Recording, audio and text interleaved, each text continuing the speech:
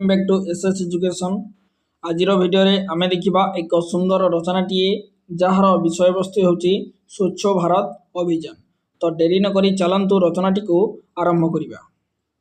प्रथम देखा उपक्रम। स्वच्छता एक पवित्र गुण, यह मनीष को शुभ्र शांत और कर्मतप्तर करे। स्वच्छता आम परंपरा और आम जीवन एक धारा। वैदिक जुगरे मुनि ऋषि माने सरल जीवन यापन सहित परिवेश को स्वच्छ रखापी यत्नशील थिले। जातिर पिता महात्मा गांधी व्यक्तिगत जीवन में और साधारण क्षेत्र में स्वच्छता उपरे गुरुत्व देइथिले। गांधीजी प्रवर्तित मौलिक शिक्षा ग्राम सफाई और स्वच्छता एक मुख्य कार्यक्रम थिला। गांधी मतरे स्वच्छता केवल बाहर नुहे, यह मध्य अंतरर हेबा उचित। उद्देश्य कथारे अछि गाँ परिमल धोबा तुठरू जना पड़े। गोटे राष्ट्र विकास यार परिवेश स्वच्छता उपरे निर्भर करे।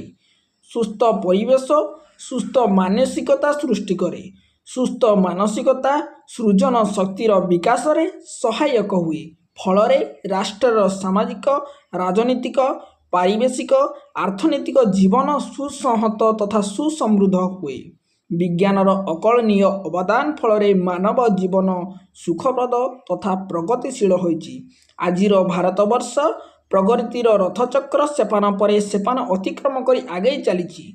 तत्सहित परिवेशर स्वच्छता क्रमे अपसरी जाउछि एवं अपरिच्छन्न परिवेशर जनता मध्य भारत निक्षिप्त होइछि।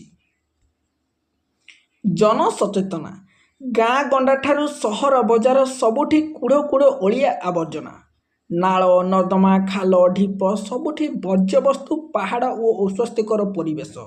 रास्ता कड़े मलमूत्र प्लास्टिक बोतल और जरीर गदा। एपरिकी आमर पुण्यतेया गंगा नदी आज अस्वच्छ।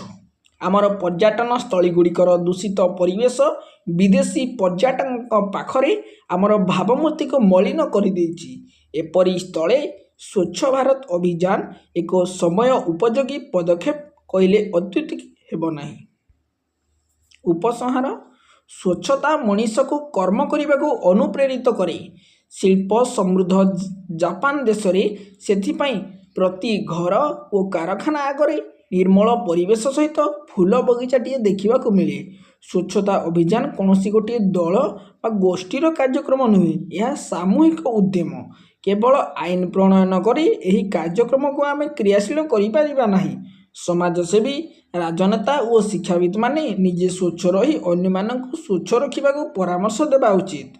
एथिपाई ग्राम पंचायत महानगर निगम और शिल्प संस्था माने जनसचेतना सृष्टि करिबा दरकार। छात्र माने स्वच्छता को जीवनर मंत्र रूपे ग्रहण करी स्वच्छ भारत गठन में ब्रती हेबा आवश्यक।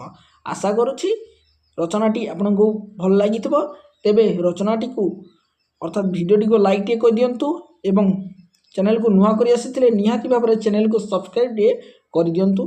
धन्यवाद।